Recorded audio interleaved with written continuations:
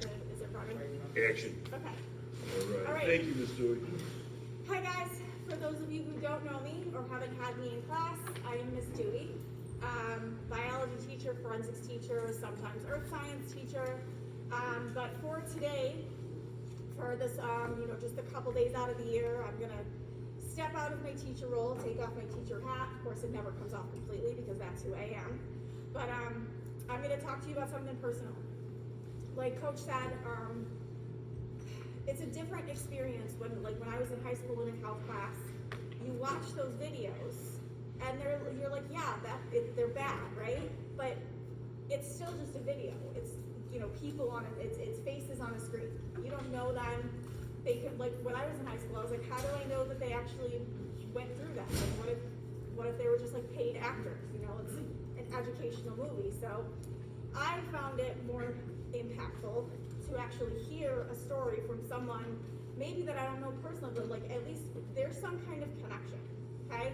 Because even if you don't know me and we've never had a conversation before, I'm a real person and I'm standing here, okay?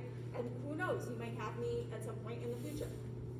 So Coach asked me to start doing this, like he said a while ago, and it's a great thing to do in this health class because you guys you're at that age where if you're not already driving, you will be soon. So, taking you back, I'm gonna age myself here, but June 23rd, 2004, it was 3 days after my 22nd birthday. I had just graduated from college about a month beforehand. I moved home with my dad because I was gonna be starting grad school in that September. And like I said, 3 days after my 22nd birthday, I remember that birthday very vividly. And part of it is because of its accident. I'm sure most of it from the accident, but part of it was because I remember that I was sick all day. So I didn't really celebrate my birthday that year because I spent the entire day sick in bed watching the Lord of the Rings trilogy, the whole thing. So I was looking forward to my sister visiting that week because I was like, okay, well, I didn't get to celebrate my birthday on my birthday because I was sick. So I was starting to feel better Wednesday, and that's when she was coming in. She was coming in that Wednesday afternoon. So she got there. She got to my dad's house early evening, and a couple of her friends came over. Her friend Deborah. So my sister's name is Angela. Her friend Deborah came over as well as her friend Eric. We were all hanging out on my dad's back patio. They had a couple beers. Like I said, I wasn't feeling well, so I literally had nothing to drink. But my sister asked me, since my parents are split and we were staying at my dad's house, my sister asked me to drive to go out and have a couple drinks with my mom. And I said, yeah, sure, just, can't be a late night because I'm not really feeling great. So a little before 9:30, me, Angela, and Deborah got into my car, a 1989 Nissan Maxima, older than all of you sitting here. I was driving, of course. My sister was in the front seat, Deborah was in the back seat, and Eric was driving his own car. He had some kind of SUV. I don't remember the make or model. I just remember that it was a big black SUV. And my dad's house is on a cul-de-sac, so my car was parked right in front of his house, like on the street. And then Eric was across the street, parked on the grass, because it's a cul-de-sac with grass in the middle. So we're parked next to each other, and we did that thing where like we both start to go, and then we both stopped, and then we both start to go. So we kind of caught each other's eye, and he just like waved me forward. So I started to go. He followed me. We got around the corner from my house, maybe half a mile away. I'm not even sure if it was that far. And came to a stop sign. And so is anybody in here familiar with the Henrietta area? So you guys know the Super Wegmans on Calkins Road? Yeah. Right across the street from that. Okay, where the actual traffic light is. The Wegmans wasn't there at this time, but that's the idea of where it actually happened. So the street across from that. There's a stop sign a little ways in. That's where I was stopped, heading out towards Calkins Road. And I remember very specifically that at that particular stop sign, both my dad and my brother had gotten tickets there for a rolling stop, so they didn't stop completely at the stop sign at that same sign. So I was like, I'm gonna make sure to stop because clearly there's someone that's staking out the stop sign to, catch people. So I made sure to come to a complete stop, and I was just taking my foot off the brake, and I saw headlights in front of me. And forgive my language, but I probably will curse a couple times during this.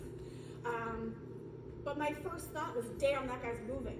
Because that was like my initial instinct was I already could tell just by looking at the way the headlights were moving that he was speeding a lot. And I knew instinctually that there was no way he was going to stop at the stop sign. He was going to go right through it, and I knew it, so I put my foot right back on the brake. I was like, I'm not trying to be moving near this guy. I'm just going to let him go do his thing. Unfortunately, there's this like curve in the road. So as he approached the stop sign, the road curves. He did not. So yes, he ran the stop sign, but he ran the stop sign on the wrong side of the road and hit me head on. So my sister said that she remembers like banging and shaking. I don't remember anything, okay? All I remember is I had a split second. It's not like in the movies where everything slows down and somebody screams and there's crashing noises and shattering glass. No, I didn't even have time to form a conscious thought. I knew he was gonna hit me, but there wasn't time to be like, oh, he's gonna hit me. Like I just knew it, and then I went blank. So like I said, my sister remembers banging and shaking, but what happened was the airbag knocked me out. Not for long, because when I came to, we were literally just sitting there. But when he hit me, when he pushed me back up onto somebody's lawn, and I was now like perpendicular to the road. And I just kind of took like a second, when it came to, I was like, did that really just happen? Like, I've been in fender benders before, but nothing nearly that magnitude. And then I was like, all right, I'm okay. Like, I'm all right. I tried to like tap my sister on the shoulder, and I ended up catching Deborah because Deborah, who had been in the back seat, had somehow gotten turned around and ended up backwards in between my seat and my sister's seat. So Deborah was okay, she answered me, and then Angela, I was like, Angela, are you okay? Are you okay? And then she answered me. And then Angela said, are you okay? And stupidly, because my brain wasn't functioning at the time, I said, I can't move my legs. What I meant was the dashboard was in my lap, pinning my legs down. What she thought was, oh my God, my sister's paralyzed, which, in the moment was terrifying, but looking back on it now, I was like, I probably could have phrased that a little better. But I specifically remember I reached for my purse to get my cell phone to call 911, and I had to reach under the dashboard to get my purse, which was next to me. So all this is happening, of course, in the span of a few seconds. Like, it happened quick. Because at this point, Eric hadn't even gotten to our car yet. Like, he saw, like, her friend had witnessed the whole thing happen, got out of his car, and ran, obviously, to see if we were okay. The part that scared me, maybe most of all, was I told you my car was perpendicular to the road. So my door was facing him. My door was the one that was closest to him. He ran around the car to my sister's window. And he told me later when he came to visit us a couple days later, he's like, he felt guilty about not checking on me. He was like, I didn't need anything by it. I just assumed you were dead. So that, and you could tell like 2 days later, he was still like visibly shaken up by what he had like, by what he saw. So I see Eric come into the window, total panic. He gets Angela out of the car, he gets Deborah out of the car. I'm still at this point kind of just in a daze, like what the hell just happened? But then I start freaking out because, like I said, the airbag had gone off and hit me and knocked me out for a couple seconds. Well, the airbag it's not air. There's a chemical that causes it to inflate really, really quickly, and then almost just as quickly it deflates. But the chemical remains in the air, and that chemical looks and smells a lot like smoke. So now in my stupor and my panic, I think the car's on fire. So So that was when I start freaking out. I'm screaming, like, and of course my legs are pinned under the, like, I could get sideways, but I couldn't move myself up and down. So at this point, I'm screaming at Eric to get me the hell out of the car because I think it's on fire. So he popped the door open. He was able to pull me out. And now me and Angela and Deborah are just kind of sitting on this random person's lawn, like trying to figure out what to do next. I'm like, I gotta call somebody. And at this point, and I'm starting to calm down a little bit more now again because I'm out of the car, which is clear, and the car clearly is not on fire.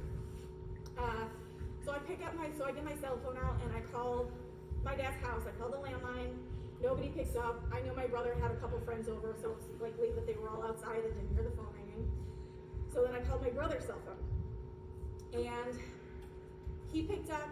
And I didn't get, I think I got as far as we were in an accident, and as soon as I said the word accident, he kind of, I guess what he did, he told us later, is he just handed the phone to my dad and ran out of the house. So, and we were close enough that he ran to us fairly quickly. So my dad gets on the phone, and I'm saying, we were in an accident, and at this point I'm still under control. But as I'm telling my dad, we're in an accident, this is what happened, that's when I hear a scream. And it was the definition of a blood-curdling scream, like you would hear in a movie, coming from down the road. And that was when I looked into the road and saw a body. I saw someone lying in the middle of the road. And that was when I freaked out. I started crying. I started screaming at my dad. He's dead, the other guy's dead. And then I don't know what happened after that. So if any of you end up taking my forensics class at some point, we talk a lot about memory because, eyewitnesses and trials and things that can affect long-term memory, your ability to remember. And one of those things is trauma. And in extreme trauma, your brain can do one of two things. It can completely forget, blackout, or you become hypersensitive and everything immediately converts to long-term memory. I have kind of both. Because from the time I saw somebody lying in the middle of the road, I think I lost at least 10 minutes. Because the next thing I remember was I was surrounded by people, police, firefighters, paramedics. My mom was there crying. I was covered with a blanket. My dad, so basically I don't know what happened from the time the time I saw that person in the road until I came to. I was still sitting on the lawn, but clearly time had passed. The crime scene tape had already been put up. The person in the road, by the way, did survive, and it was not the driver of the car. The driver of the car did, what any helpful person would do. He got out of the car and ran away. What just happened?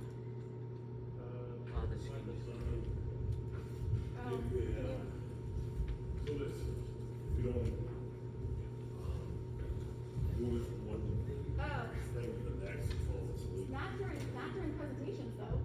Yeah. Well, get her baby. Okay, well I'll keep going. All right. So he got out of the car, ran away. But by the time that I came back to, there were, there's a commotion, right? And what do you do when you hear a commotion outside? You hear a big bang, and all of a sudden there's police. If you're in one of the houses surrounding what happened, what are you gonna do? You're gonna look out your window or go outside, right? So now there's a crowd starting to form. And what happened was the guy that hit us came back and just stood in the crowd acting like, I'm just an innocent bystander. Unfortunately for him, he had a partially severed ear and he was missing a shoe. So he's only wearing one shoe. Anybody want to take a guess as to where the other shoe was? In his car. Stuck right up under the gas pedal. So of course the police are like, no, you're wearing the matching shoe. And they arrested him on what's called a common law DWI. And I'm gonna talk a little bit more about that later. So, we got loaded, so my sister Deborah and I, we had to get collars put on, we had to get the back, got put on backwards. I remember being loaded into the ambulance, and it's funny when you are experiencing, well, like when you're experiencing shock, you don't recognize it for shock where it is, but you start being concerned about things that you really shouldn't be concerned about. So my sister and I we were all lucky. The only blood any of us shed was when the airbag hit me, it made my nose bleed. So I had a couple drops of blood on my jacket. And I remember specifically when I was getting loaded into the ambulance, how my biggest concern at that particular moment was the fact that there was blood on my new white jacket. And would it come out? But those are the kinds of things that you think about. So, where this happened, so for those of you who have the frame of reference, this is the Wegmans over here, okay? This is where he lived. So he lived very close to me. It was actually somebody that I knew from high school. It was the year below me. We kind of had this similar circles of friends. We weren't friends, but we knew each other. So he lived here, where that pin is. This is my dad's house. So that's where I was coming from. That's where he was coming from. And I don't mean like he was on Calkins Road and like pulled on it, like that's like, and so he was going slow. I mean, literally, that's where he was coming from. He was at a party at that house on the corner of the street. And that's where the accident happened. Anybody want to take a guess as to the distance? Yeah? Less than a mile. Like maybe like Way less than a mile. A fourth of a mile. Just about a quarter of a mile. A little bit less, actually. 700 feet. So less than a quarter of a mile. It took him less than a quarter of a mile to get up to what the police called a high rate of speed. They estimated that he was going somewhere between 55 and 60 miles an hour when he hit me. 700 feet.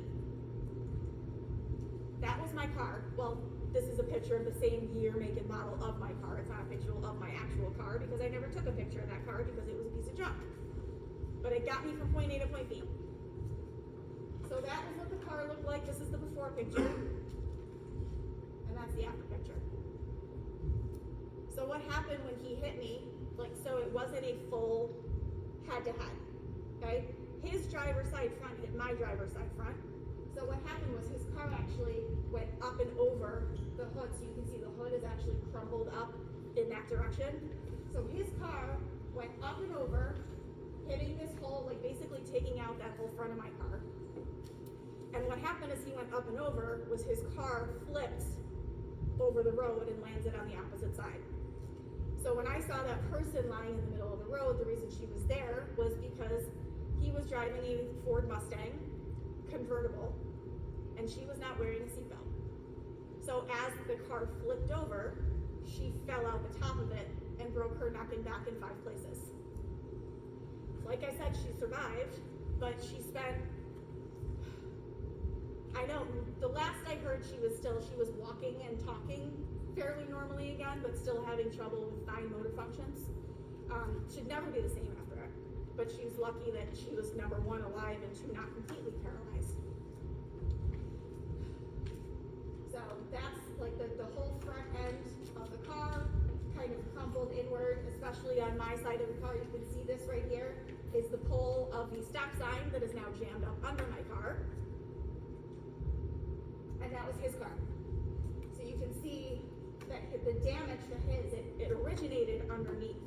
So you can see how it kind of, like mine was on the top, his was on the bottom, how he kind of went up and over the top of my car. Here's a nice little shoe stuck up under that gas pedal.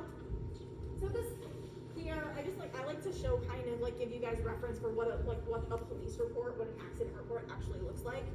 This is just the story of what happened without my funny anecdotes. So it's just, this is what happened, okay? Vehicle 1 was him, vehicle 2 was me. It says he, struck me head on.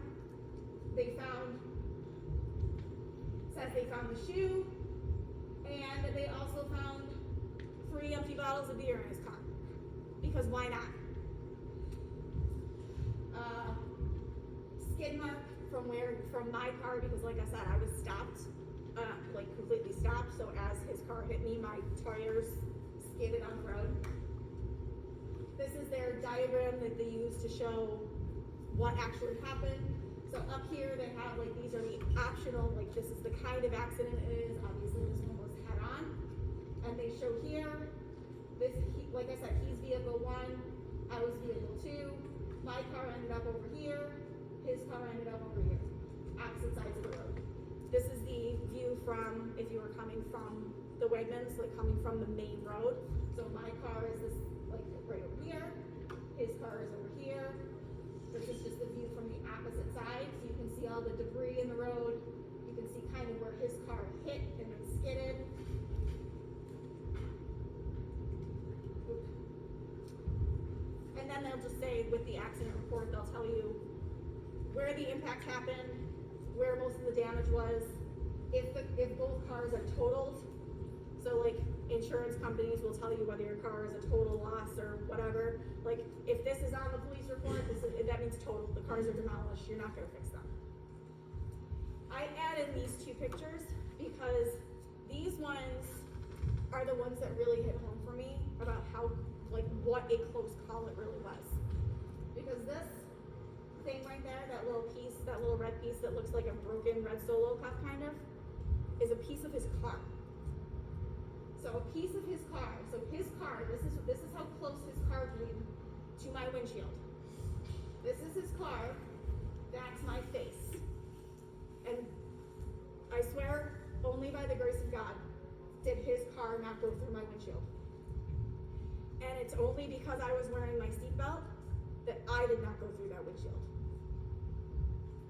This one shows where the dashboard hit my sister, so the glove box is made of a slightly less rigid material, so that it actually bent around her legs when she got hit.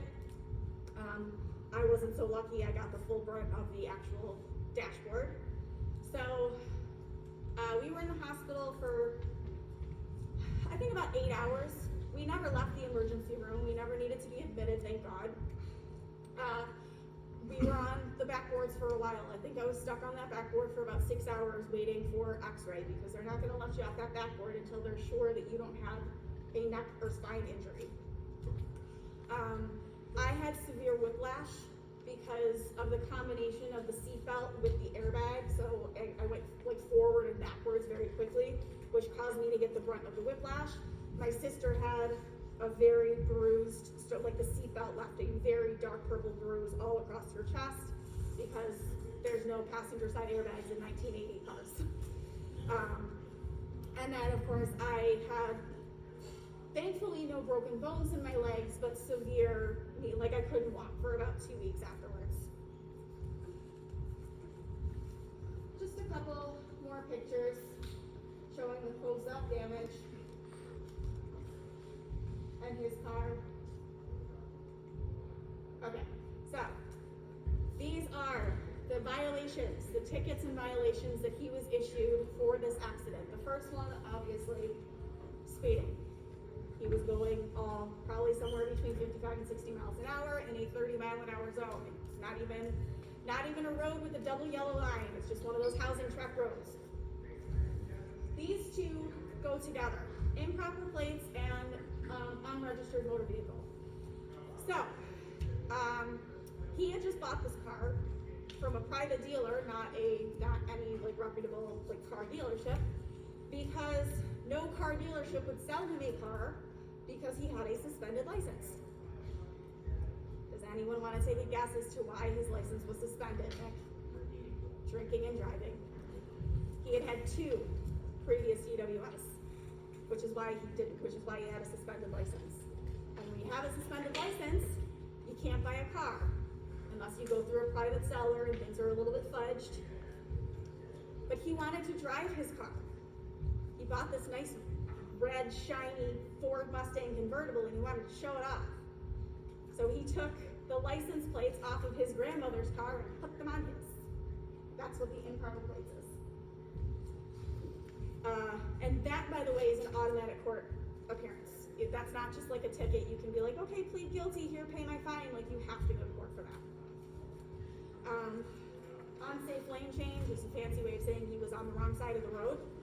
And then of course, since he had no license and he had no registered car, he also did not have insurance.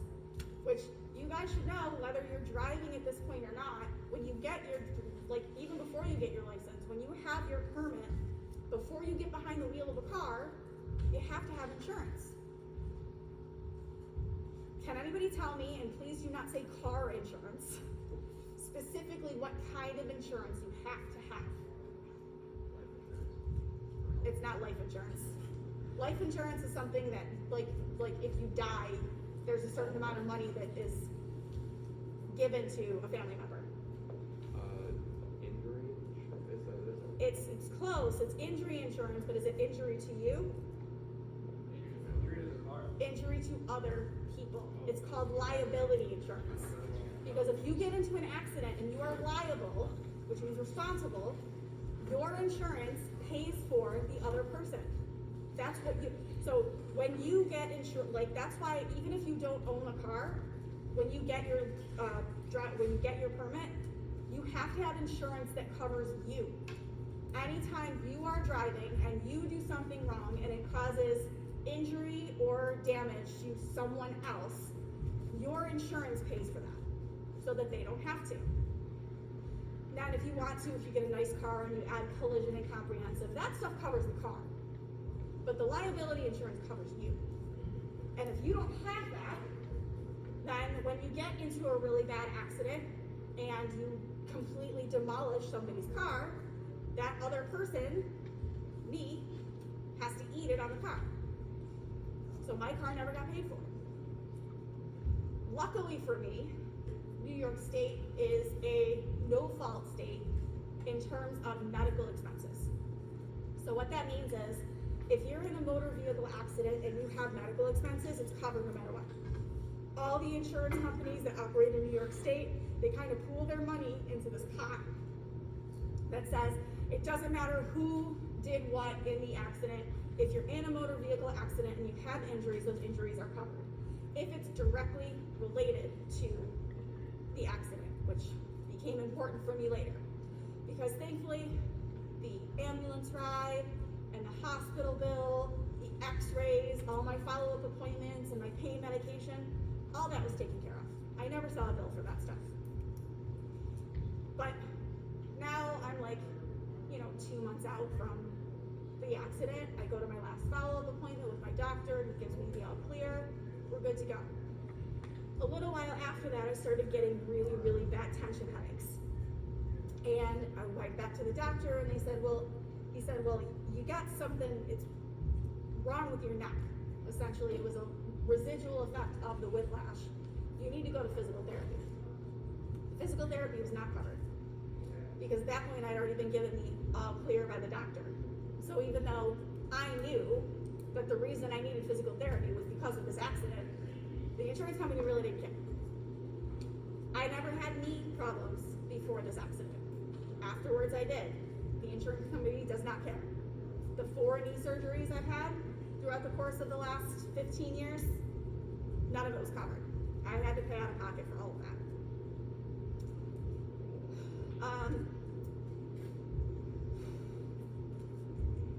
And then, of course, like I said, he was arrested for what he was actually taken into custody for was what we call a common law DWI. Question. Oh, I thought you were saying. No. I'll get to questions later. I'm going to ask a question. Can you be charged with a crime for refusing a breathalyzer? Yes, you can.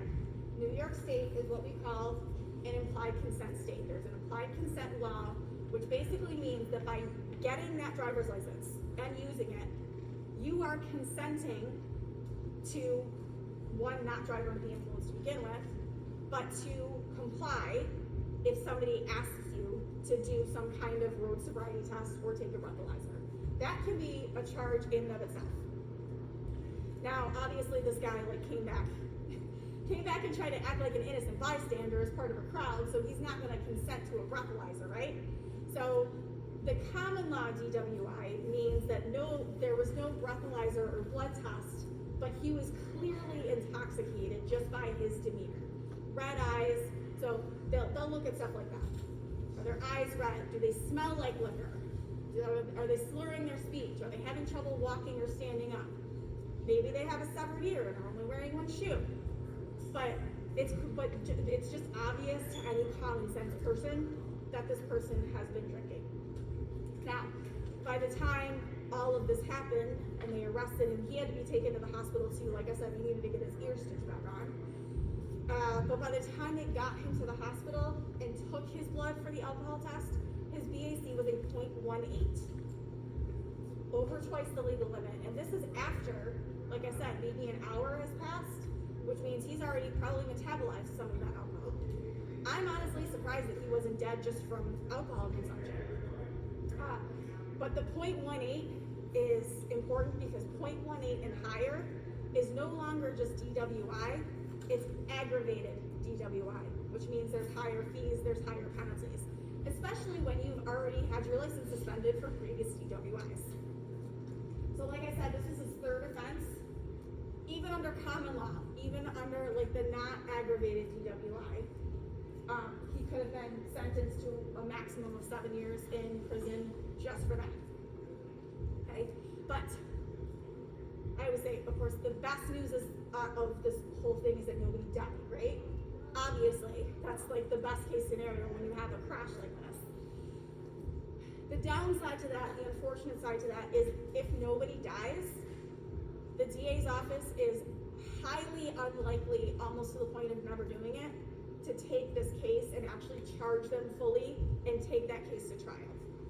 They're gonna offer a plea deal because it's safe, it's faster, it costs less money, and you can get the person to just say like, okay, here, we're gonna give you a punishment, you're gonna get punished, you're just not gonna get punished to this extent. So he pled guilty to something called vehicular assault, so assault with a vehicle, which is a felony and is punishable by up to 5 years in prison. But he was given 13 months in county jail and was told to pay restitution. He only served 6 months. He got on good behavior. And the restitution, I got a letter in the mail that said he had paid restitution, or was paying restitution. I never saw a penny of that money, so I'm assuming it went to the person that was in the other car, like to pay for some of her like medical expenses and renovations that needed to be done to her house because now she was disabled. But I never saw a penny of that, so the car was bye-bye car. Before he pled guilty, I did see him once. Like I said, we lived around the corner from each other. So, for about 2 weeks after the accident, I couldn't even walk. My legs were too swollen and sore. And for probably another month after that, I refused to drive. I just couldn't get behind the wheel of a car. It terrified me. So once I started driving again, I would borrow my dad's 21-foot truck because it made me feel safer than driving a smaller car. And I would avoid that intersection.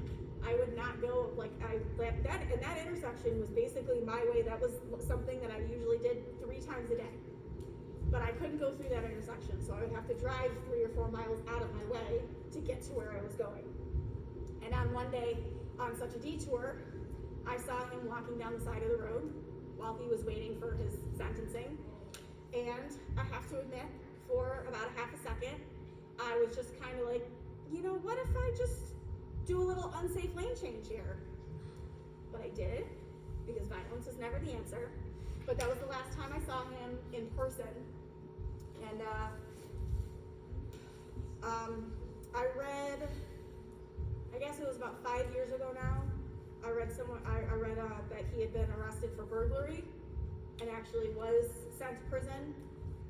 He's since been out. The last I heard, somebody else that we went to high school with runs a company where she has a contract that like offers jobs to prior felons. So last I heard, he was working for her. But I don't really know. I don't really know anything other than that. Now, questions? Yes. Because he ran from the scene like after the accident, was there any charges added to that, or was it just over? Everything was just rolled into that vehicular assault. Okay. Yes. Has the private dealer of the Mustang get in trouble for sale? I don't know. sure where, like, I'm not sure where he purchased the Mustang from, or if they ever bothered to look into that. That's a good question, I don't know the answer to that. Have you been in any other accidents since then? Yes, as a matter of fact, I have. Which is why I don't drive little cars anymore. I only drive SUVs. So after this accident, my sister moved to New York City for a while, but she had a car. It was a Hyundai Accent hatchback. And she said, well, instead of me selling the car, you just take, since you don't have a car anymore, you take the car, make the payments, and I'll just, like, you send me the payments, and we'll do it that way. So I had that car for a couple years, and then in 2006, in November of 2006, I got hit. Well, I hit someone head on, but it was because they, like, turned in front of me. So I was going straight, and they were coming this way, and they made a turn. So I ran into the, like, the front corner bumper of his car, but my car was demolished again. So now I only drive SUVs now. It really, like, it's kind of like a lingering, somebody asked me earlier if I had ever been diagnosed with PTSD in relation to the accident. I wasn't, but I feel like I still do have some, because I still, if I'm driving a car, like a low to the ground, just sedan car, it gives me a slight, like, panic attack. If I see headlights and they look like they're going just a little bit too fast, or if somebody pulls out really quickly in front of me, my heart still stops for a second. I have trouble breathing, and it takes me a while to stop shaking. I'm shaking right now just talking about it. Maybe you noticed, I don't know. Yes. Oh, after the accident, did he have any more DWIs? Do I have any more what? Oh, the guy that hit you. What about him? After the accident, did he get any more DWIs? That I don't know, because that's not something that's typically just like on me. Like, it's not something that's typically on the internet. And like I said, it's just, the only reason I knew about the burglary is because when I started giving this presentation, I Googled him to see, like, what he was doing and where he was, and the newspaper came up with his picture, and I was like, yep, that's him.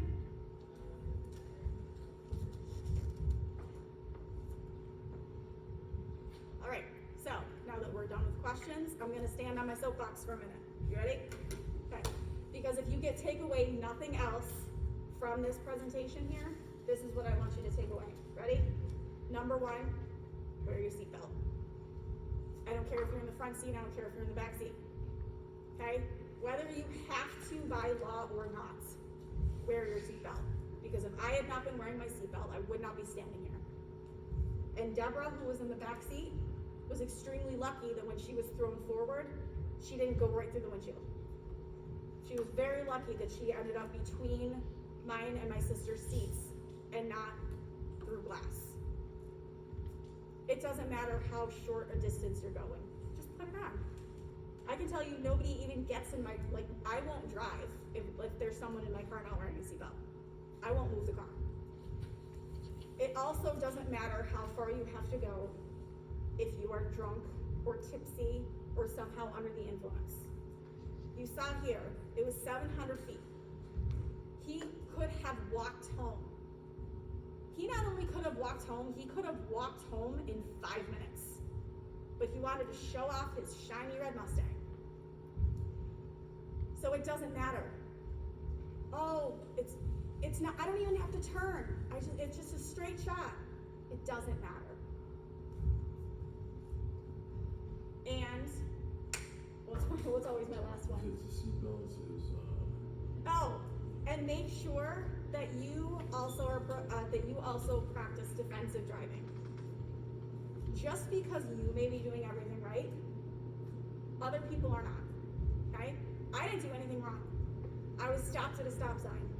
But imagine if I hadn't been paying attention to how fast he was going, and I just started speeding up through that stop sign, and we hit head on with both of us moving. Imagine how much worse that could have been. After 11 o'clock at night, just assume that half the cars on the road are being driven by someone who's under the influence of something. As you get later on in the night, That statistic just goes up. Okay? When you guys are teenagers. I get it. I've been there. You can say, don't drink, don't do drugs. Look, it's just the nature is that you're going to do it at some point. Maybe you're not. I don't know. Maybe you're the one person that's not going to. But if you are, and you have had too much to drink, and you're like, I don't want to get in trouble with my parents. So the better thing to do is to drive home and try to sneak in the house. Getting yelled at by your parents, getting grounded, is not that bad when you think about what else can happen. It's not the worst thing you can do. Okay? Be the guy at the party when someone's trying to leave saying, I'm cool, I'm good, don't worry about it, I'm gonna get home fine. Be the guy that says, no, you're not. You might get home safe once, you might get home safe 100 times, but that doesn't mean anything. All that means is you're lucky. So I'm gonna say, be that guy that's gonna take somebody's keys away. Be that guy that's gonna give them a hard time. Because I guarantee you that you will feel much better if a friend is mad at you, or not talking to you, or talking shit behind your back. You're gonna be a lot happier with that than if that friend is dead and you could have done something to stop it.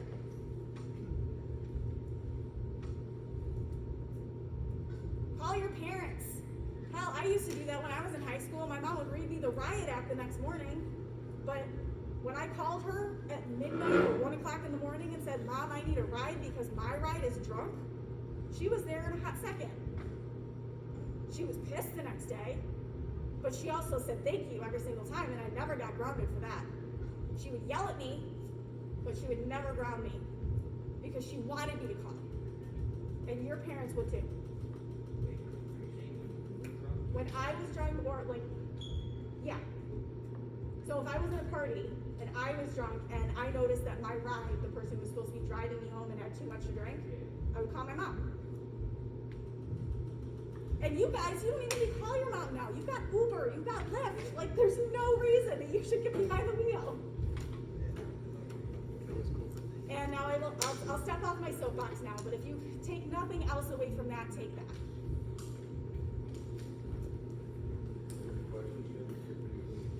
Before I cut the video? Yeah.